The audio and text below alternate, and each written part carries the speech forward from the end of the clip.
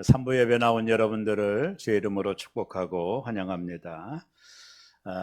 고등학교 때 좋아하던 그 시인이며 수필가였던 박완서 씨라는 분이 계십니다. 이 박완서 씨가 보통 카톨릭 신자인데 이분이 1996년부터 98년까지 3년간 카톨릭 신문이었던 서울 주보에다가 성경을 묵상하고 이제 자신의 인사이트를 기록했는데요. 그것을 모아서 책 한 권을 냈는데 옳고도 아름다운 당신이라는 책입니다. 저는 이 책의 제목을 오늘 설교 서두에 소개하는 이유가 옳고도 아름다운 사람이 누굴까? 여러분이 되기를 바라고 또 저도 되기를 바라는데 성경에 나와 있는 오늘 성탄을 준비하면서 요셉이라고 하는 사람이 이 제목에 합당한 사람이 아닌가라는 생각을 요셉을 묵상하면서 제가 하게 되었습니다. 요셉이야말로 옳고도 아름다운 사람. 우리가 성경에 나와 있는 요셉이라는 이름은 동일 이름이 많지만 마리아의 남편이었던 요셉은 어떻게 보면 성경이 그려내는 요셉은 마치 무명의 사람처럼 그려내죠. 예수님의 탄생 이야기에 잠깐 소개되고 그리고 이후에 요셉에 대한 언급들이 성경에 없기 때문에 우리가 요셉을 가볍고 소홀하게 여길 수도 있어요. 그러나 성경을 묵상하면 묵상할수록 요셉은 그런 사람이 아니라는 걸 알게 됩니다. 저도 초등학교 때 성탄절이 되면 그 연극을 하는데 대개 연극의 가장 중요한 중심은 마리아이고 또 아기 예수님, 또 동방박사들이 연극의 등장인물로 나오는데 저 같은 경우는 대개 선생님이 요셉을 시켰어요. 요셉. 근데 요셉은 연극 대본을 받아보면 아무런 대사가 없습니다. 마리아 옆에 졸졸 따라다니고 그런 역할이기 때문에 대사가 없는 요셉을 연극에서는 많이 보게 되죠. 그러나 요셉은 결코 그렇게 소홀한 사람은 아닙니다. 예수님께서 이 땅에 오시는 일에 요셉이라고 하는 사람을 통해서 오실 수밖에 없었던 이유를 여러분이 오늘 말씀을 들으면서 아마 깨닫게 될 거라고 봐요.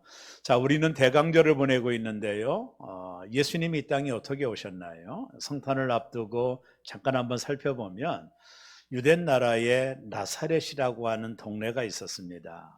나사렛이라고 하는 동네는 나다니엘이 나사렛에 무슨 선한 것이 날 수 있겠느냐라고 말할 정도로 외곽에 있는 아주 소외당하고 연약한 또 인생의 실패를 겪은 사람들이 그저 모여있는 시골의 한적한 마을이에요. 이 나사렛에서 무슨 위대한 자가 나올 수 있겠느냐고 말했던 의미처럼 나사렛은 변방의 마을이었습니다. 사람들로부터 관심도 없는 그런 마을이 나사렛이라는 마을이에요.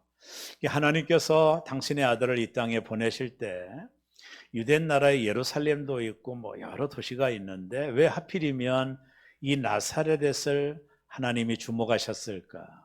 그리고 그 중에 요셉과 마리아를 주목했던 이유가 뭘까? 성경적으로 보면 다윗의 후손에서 예수님이 나오신다라고 하는 말을 가지고 보면 요셉이 다윗의 후손이거든요. 영적으로 이해가 되죠. 그럼에도 불구하고 다른 마을 사람들도 많고 다윗의 후손도 많을 텐데 왜 하필이면 하나님은 요셉과 마리아, 더군다나 그들이 살고 있었던 나사렛은 변방과도 같은 것인데 왜 이 부부를 통해서 하나님의 메시아를 이 땅에 보내셨는지를 우리는 말씀을 읽으면서 깊이 깨닫게 되는 것입니다. 그 마을에 살던 요셉과 마리아를 통해 하나님이 이 땅에 오시는 거예요. 그 당시 마리아의 나이가 많아야 15, 16 정도 되었을 것이라고 주경학자들은 말을 하거든요. 어쨌든 그 마을에 살던 요셉과 마리아가 예수님이 오시기 전에 정혼을 합니다. 우리말로 말하면 약혼이라는 거죠. 유대 사이에서 약혼은 결혼과 똑같은 법적인 효력을 가져요. 약혼은 결혼과 똑같은 겁니다. 단지 한 1년여 동안 함께 살지는 않아요. 정식 결혼할 때까지 1년의 그 기간이 있었는데 약혼한 자들이 1년 동안 뭘 하느냐 하면 이제 약혼한 남자는요. 신부와 함께 살 집을 준비를 해요. 그 기간이 거의 한 1년 정도 걸린다고 보고요. 그리고 마리아 신부는 뭘 하느냐 하면 신부 수업을 하겠지요. 그래서 신부는 1년 동안 신부 수업을 잘 받다가 1년이 지난 다음에 남편 되는 사람이 거처의 집을 다 준비되면 신랑이 친구들과 함께 신부를 방문하는데 언제 신부는 신랑이 올 줄을 몰라요. 그래서 늘 깨어있는 마음으로 신랑을 맞이하기 위해서 준비하는 것이 유대의 결혼 풍습입니다. 그래서 예수님께서 이 땅을 떠나실 때 이런 말씀을 하셨는데요. 요한복음 14장 2절에 보면 내가 너희를 위하여 거처를 예비하러 가노니, 예수님의 이 말씀은 이 땅을 떠나서 승천하실 때 당신의 사랑하는 남아있는 자녀들에게 내가 거처를 예비하러 간다. 이것은 신랑으로서, 예수님은 우리의 참다운 신랑으로서 신부된 너희를 위하여 거처를 예비하러 간다고 말씀하신 거예요. 쉽게 말하면 유대 나라의 결혼 풍습을 배경으로 한 예수님의 말씀이라고 보면 됩니다.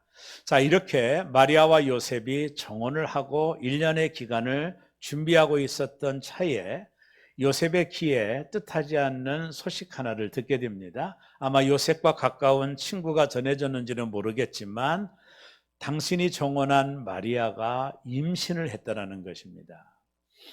여러분, 이것은 유대 사이에서 함부라이 법전 같은 데를 보면 만약에 정혼한 자 외에 다른 남자를 통해 임신이 되면 함부라이 법전에도 둘 다 단죄를 합니다. 그러니까 현장에서 죽이는 거예요. 그만큼 혹독한 죄로 여겼어요.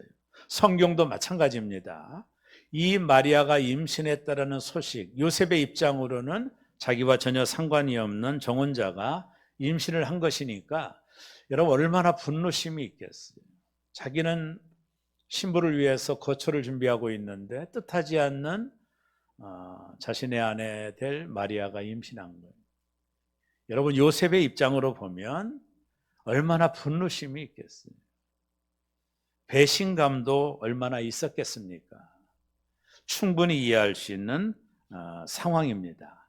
자, 그런 상황 속에서 표면적으로 보면 요셉이 마리아를 정죄할 수 있고 또 율법에 따라 처리할 수도 있거든요. 근데 요셉은 그렇게 하지 않은 것을 주목하고자 하는 거예요. 결국에 요셉의 이런 모습들을 보면서 하나님이 왜 요셉을 선택해서 이 땅에 하나님의 아들을 보내셨는지를 이해할 수 있게 되는 겁니다. 요셉 때문에 성탄이 된 거예요. 자, 요셉은 어떤 사람이었는지 오늘 본문은 많은 부분을 좀 끌어낼 수 있겠지만 두 가지 정도를 보려고 하는데요. 그는 의로운 사람이었어요. 이것은 우리의 평가가 아니라 성경의 평가입니다. 그는 의로운 사람이라 이렇게 성경은 표현하고 있습니다. 자, 요셉은 정혼한 마리아가 임신한 소식을 듣고 분노하고 배신감 속에 있었을 거예요. 이때 유대 사이에서 의를 이루는 것, 율법을 지켜 의를 이루려면 어떻게 해야 되느냐 하면 이런 상황 속에서는 단순합니다. 성경이 명령을 하고 있었어요. 신명기 22장 23절 24절 초반절에 보니까 처녀인 여자가 남자와 약혼한 후에 요셉의 입장이죠. 어떤 남자가 그를 성읍 중에서 만나 동침하면 마리아의 경우죠. 너희는 그들을 둘 다 성문 밖으로 끌어내고 그들을 돌로 쳐 죽일 것이니 이게 율법이거든요. 그러니까 요셉이 하나님의 율법을 지키려면 마리아가 행한 일들을 드러내야 돼요.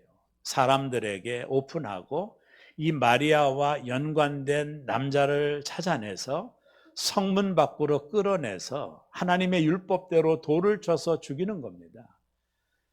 여러분, 유대인들은 율법을 지켜야 의로워지는 거예요. 율법을 지켜서 의로워진다라고 믿는 사람들이기 때문에 요셉이 의로운 자가 되려면 마리아의 허물을 드러내고 그리고 사람들 앞에 오픈하여 돌을 쳐서 죽이는 것이 율법의 의를 이루는 겁니다.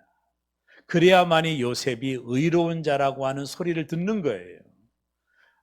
그렇죠? 근데 요셉은 전혀 다른 행동을 하고 있는 겁니다. 19절이 그 내용을 담고 있는데요. 그의 남편 요셉은 의로운 사람이라 그를 드러내지 아니하고 가만히 끊고자 하여, 이 문장이 좀 어폐가 있거든요. 그를 드러내지 아니했다. 없던 것으로 하려고 했고, 가만히 끊고자 했던 것은 파혼을 하려고 했어요. 파혼을 하면 마리아가 임신을 제공한 남자와 마리아가 결혼할 수 있는 길을 열어주려고 했거든요. 그래서 요셉은 이것을 드러내지 아니하고 가만히 끊고자 한 거예요. 자, 이것은 율법의 잣대를 보면 의로운 행동이 아닙니다.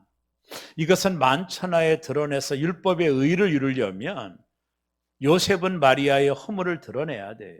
그리고 많은 사람들에게 오픈하여 돌로 쳐서 그녀를 죽여야만이 율법의 의를 이루는 겁니다. 이게 율법의 의예요. 근데 오늘 본문에 보면 그렇게 하지 않았던 요셉을 그는 의로운 사람이라고 평가하고 있는 거예요. 자, 그렇다면 성경이 말하는 의가 무엇인지를 우리는 궁금증을 갖게 되는 겁니다. 요셉은 의로운 사람이라고 하면 안 돼요. 왜요? 그를 드러내지 않고 가만히 끊고자 한 것은 의로운 행동이 아니니까. 그 율법의 의와 어폐가 되는 행동이에요.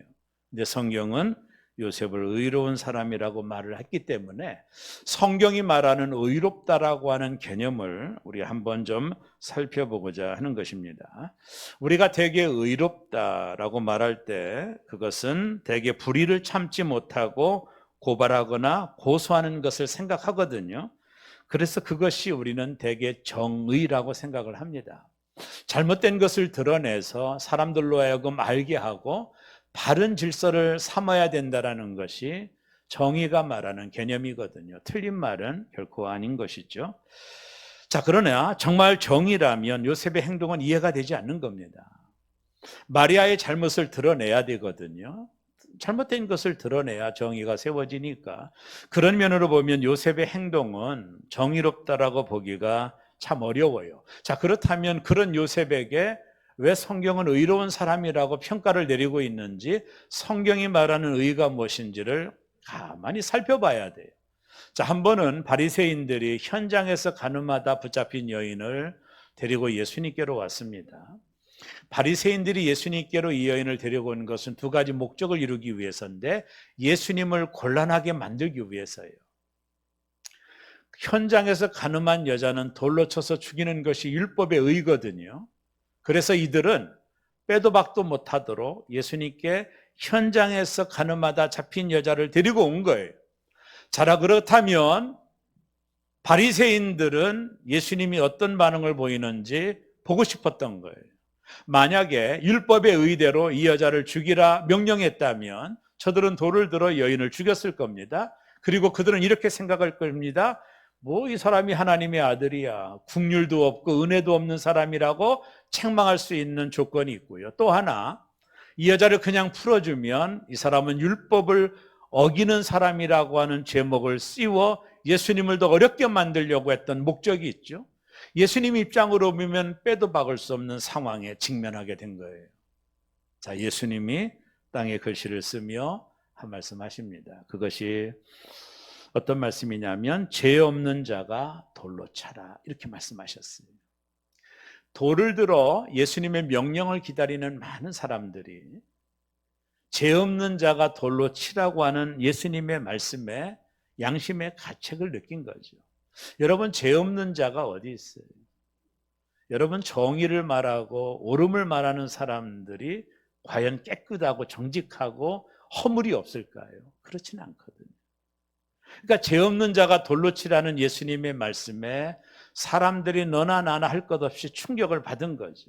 돌을 들어 정작 여인을 정죄하려고 했던 사람들, 그 본인 자신들도 율법의 잣대를 놓고 보면 다 죄인임을 알게 되는 거예요. 그래서 한두 명, 그리고 많은 사람들이 예수님 곁을 떠납니다. 그때 예수님께서 요한복음 8장 11절에 그 위대한 말씀을 선언합니다. 나도 너를 정죄하지 아니하노니 다시는 죄를 범하지 말라. 예수님이 여인에게 긍휼을 베풀어 주셨어요. 결국 성경이 말하는 긍휼이라고 하는 것은, 정의라고 하는 것은 긍휼이라는 것을 배우게 됩니다. 요셉을 의로운 사람이라고 했던 것은 그가 긍휼이 많은 사람이었기에 마리아의 허물을 덮어주려고 했던 그 동기를 본 거예요. 이런 마태복음 5장 7절에 보면 긍휼히 여기는 자는 복이 있나니 그들이 긍휼히 여김을 받을 것이며, 팔복 중에 한 말씀이거든요. 우리 모두는 누군가로부터 긍휼히 여김을 받아야 이 땅을 살 수가 있습니다. 확대해서 해석하면 하나님이 우리를 긍휼히 여기지 않는다면 여러분, 이 자리에 우리가 과연 존재할 수 있을까요? 저는 자신 없습니다. 하나님의 긍휼이 있기에 내가 여기 있는 거예요. 이게 하나님의 긍휼입니다. 그래서 하나님의 긍휼은 상한 갈 때도 꺾지 아니하시고 꺼져가는 심지도 끄지 않는 정의 위에 있는 하나님의 은혜, 그게 긍휼이에요. 성경은 그것을 가지고 있었던 요셉을 의로운 자라고 말을 하고 있는 것입니다. 그래서 예수님께서 오직 율법의 의를 가지고 정의를 세우려고 했던 바리새인들에게 마태복음 5장 20절에서 이렇게 말합니다. 내가 너희에게 이르노니 너희의 의가 서기관과 바리새인보다 더 낫지 못하면 결코 천국에 들어가지 못할 것이다. 율법의 잣대를 가지고 공의를 외치고 사람을 평가하고 사람을 어렵게 만드는 이 바리새인들의 의보다 너희가 더 낫지 아니하면 결단코 천국에 들어갈 수 없다라고 예수님께서 말씀하신 것이죠. 율법의 정의보다 더 중요한 것은 긍휼입니다. 요셉은 그 긍휼을 가지고 있었어요.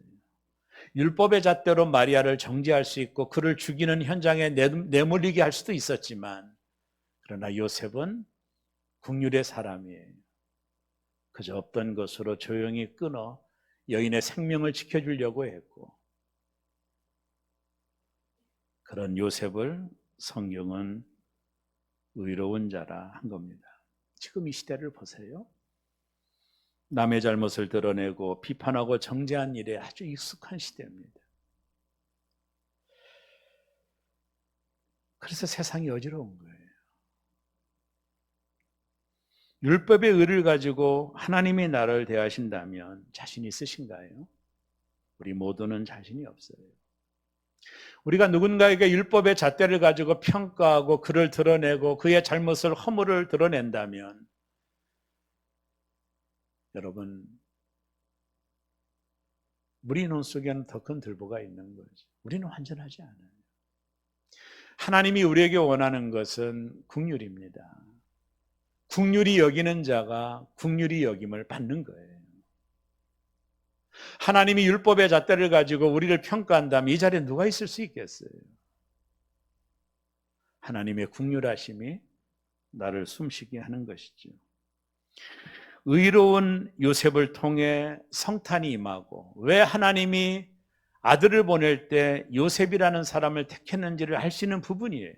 만약에 요셉이 마리아의 임신을 드러내고 사람들로 하여금 오픈하여 돌을 들어 죽게 만들어서 율법의 의를 이루었다면 마리아의 뱃속에 있는 하나님은 어떻게 되셨을까요? 성탄은 없었던 것이 되어버리고, 그러기에 하나님은 이 의로운 요셉을 선택해서 당신의 아들을 이 땅에 보내주신 것입니다. 사랑하는 교우 여러분, 연말연시를 보내고 있는 교우 여러분, 성탄을 기다리는 교우 여러분, 여러분과 저에게 긍휼이 있으신가요? 남을 불쌍히 여기는 마음, 남의 입장을 헤아리는 마음, 그것이 있으신가요?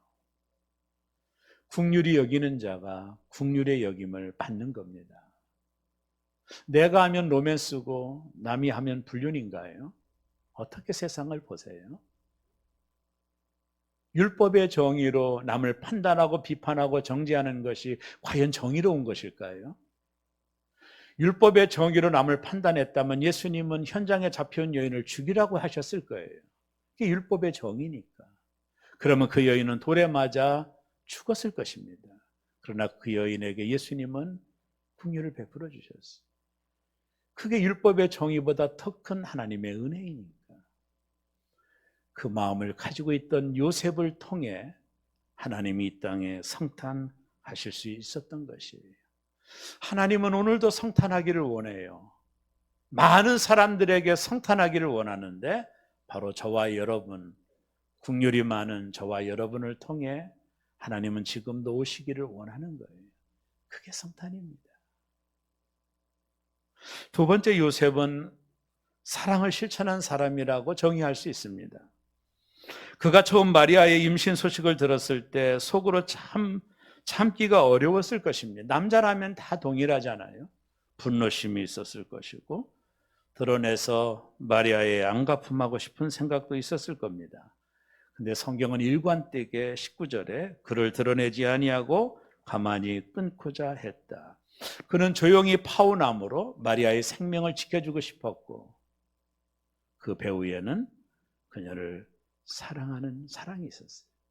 배신은 당했지만 그러나 여전히 그녀를 사랑하는 그 사랑이 그냥 품고 파혼하려고 했던 것까지 결단을 한 거예요.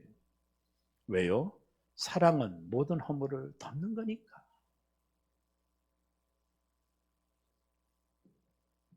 요셉, 그는 옳고도 아름다운 사람이에요. 우리가 이 땅을 사는 동안에 옳고도 아름다운 당신이 될 수 없을까요? 대개 외로움, 의로움과 따뜻한 사랑의 마음을 함께 갖기는 참 어렵다라는 생각을 목회하면서 가져요. 의로움을 추구하는 사람들은 대개 따뜻한 사랑이 좀 부족하고 반대로 따뜻한 마음이 있는 사람은 의로움을 추구하기에 약하다라는 것도 우리는 알아요. 그러나 요셉은 이 둘을 다 가지고 있었던 사람. 그래서 옳고도 아름다운 사람 아닐까요? 사랑이 없는 공의는 무슨 의미가 있을까요? 또한 공의가 없는 사랑도 무슨 의미가 있을까요? 우리의 자녀가 잘못했을 때 휘초리를 들어 자녀의 종아리를 때리면 아프죠? 여러분, 그 아프기 때문에 아이가 변할까요? 그렇지 않습니다. 눈물을 흘리며 때릴 수밖에 없는 부모의 사랑의 매가 아이를 변화시키는 거죠. 뜨거운 태양이 나그네의 위투를 어떻게 벗겨요? 거센 풍랑이 나그네의 위투를 벗기나요? 따뜻한 온기가 나그네의 위투를 벗기는 거죠. 여러분, 사랑이 없으면 천사의 말을 한다 할지라도 울리는 꽹과리에 불과한 거예요. 사랑의 마음이 없고 정죄만 있다면 관계가 깨어질 것입니다. 지식은 어떤가요? 많이 안다고 하고 많이 깨달았다고 하지만 사랑이 없는 지식은 남을 멸시하고 정죄하는 도구로 쓰일 때가 많음을 우리는 알잖아요. 사랑이 없는 지식이 남을 변화시킬 수 있을까요? 남에게 과연 감동을 줄 수 있을까요? 사랑이 없는 지식은 울리는 꽹과리에 불과한 거예요. 바울은 고린도전서 13장에서 사랑은 오래 참고라고 정의했어요. 사랑은 온유하다라고 정의했습니다. 요셉에게 그 사랑이 있었던 것입니다. 요셉의 그 사랑이 마리아를 품으려고 했던 거예요. 요셉이 그 사랑이 성탄을 만들어낸 겁니다. 이런 생각을 하던 요셉이 잠을 자는데 꿈속에 놀라운 환상을 봅니다. 그 내용이 20절에 나와요. 이렇게 써 있습니다. 이 일을 생각할 때 주의 사자가 현몽하여 이르되 다윗의 자손 요셉아 내 아내 마리아 데려오기를 두려워하지 말라. 그에게 잉태된 자는 성령으로 된 것이다. 요셉이 마음이 참 복잡하고 이미 마음의 결단을 내리고 마리아를 품으려고 했을 때, 그와 파혼하려고 했을 때, 그래서 마리아의 생명을 지켜주려고 했을 때 성령이 그에게 나타나서 말씀해 주십니다. 내 아내 마리아가 임신한 것은 성령으로 된 것이다. 요셉이 얼마나 깊은 깨달음을 알았을까? 성령으로 된 것이다. 그리고 나서 요셉이 24절에 보면 요셉이 잠에서 깨어 일어나 주의 사자의 분부대로 행하여 그의 아내를 데려왔으니 마리아를 데리고 와요. 더 이상 마리아가 비웃음을 당하지 않도록 요셉이 보호막을 가지고 그를 보호하려고 데리고 온 거죠.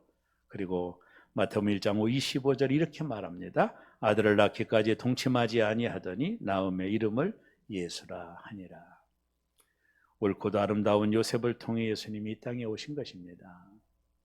그로 인해 하나님이 우리와 임마누엘 하신 것입니다. 그러나 역사적으로 요셉은 잊혀진 인물이에요. 대림절이 오면 대사 한마디 없는 요셉을 우리는 이야기합니다. 그러나 요셉이 없었다면 성탄은 없었을 것입니다. 그가 마리아의 허물을 드러냈다면, 그래서 그가 율법의 의를 이루려고 드러냈다면 마리아는 죽었을 거예요. 그러나 요셉은 국률이 많은 사람이었고 사랑이 많은 사람이라 마리아를 품고 그에게 자유를 주고 싶었어요.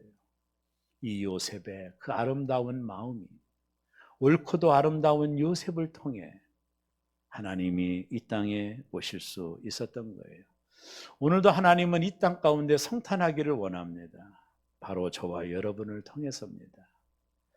누군가를 덮어주고, 누군가를 품어주고, 누군가를 이해하고, 누군가를 사랑하는 여러분을 통해 하나님은 지금도 임마누엘 하시는 것입니다. 이 땅에 하나님이 필요한 사람들 가운데 주님이 성탄하시도록 우리의 마음의 긍휼과 사랑의 마음으로 예수님을 잉태해야 되는 거예요. 우리 주변에, 우리 교회에, 이 땅에, 이 사이에 옳고도 아름다운 요셉 같은 저와 여러분을 통해 예수님이 오늘도 오실 수 있도록, 아니 예수님이 성탄하실 수 있도록 저와 여러분의 마음에 이 은혜가 있기를 바라요. 요셉이 오늘 이 아침에 우리에게 초대되어 강사로 오신다면 요셉은 이렇게 우리에게 말씀할 겁니다. 나처럼 감싸주는 사람이 되세요. 나처럼 순종하는 사람이 되세요. 나처럼 사랑하는 사람이 되세요. 그래야 이 땅에 성탄이 이루어질 수 있도록 여러분이 그렇게 하십시오라고 요셉은 말을 하게 될 겁니다. 연말을 보내고 분주한 한 해를 보내고 있는 사랑하는 성도 여러분, 옳고도 아름다운 요셉이 저와 여러분이 될 수는 없는가요? 어떤 정의와 어떤 불의를 바라보며 정의를 세우는 것만이 과연 세상을 깨끗하게 할 수 있는 것일까요? 사랑의 회초리가 아이를 변화시킬까요? 회초리를 때리는 부모의 그 사랑이 아이를 변화시키는 게 아닐까요? 한 번 더 다가가주고, 한 번 더 품어주고, 한 번 더 용서해주고, 한 번 더 사랑해줌으로 저와 여러분을 통해 하나님이 이 땅에 성탄하시는 일에 저와 여러분들이 귀한 통로가 되어지시기를 주의 이름으로 축원합니다. 아기 예수 그리스도가 이 땅에 오십니다. 하늘에는 영광이요, 이 땅에는 평화로우신 그분이 오십니다. 그분이 바로 나를 통해서 오실 수 있도록, 옳고도 아름다운 여러분을 통해서 이 땅에 그분이 오실 수 있도록 우리 모두 긍휼과 사랑이 많은 우리 모두가 되어 이 땅에 예수 그리스도가 필요한 이 땅에 우리를 통해 성탄이 일어나는 놀라운 축복, 그런 일에 우리 모두가 쓰임받기를 주의 이름으로 축원합니다. 옆에 계신 분들에게 해보세요. 사랑합니다.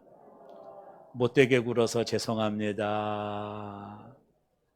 왜 그 말은 안 하세요? 못되게 굴어서 죄송합니다. 당신을 함부로 평가해서 죄송합니다 라고도 하세요. 서로 품어주고 서로 사랑함으로 예수님께서 이 땅에 지금도 성탄하시는 일에 우리 모두가 도구가 되어지는 옳고도 아름다운 당신들 되시기를 주의 이름으로 축원합니다. 기도하겠습니다.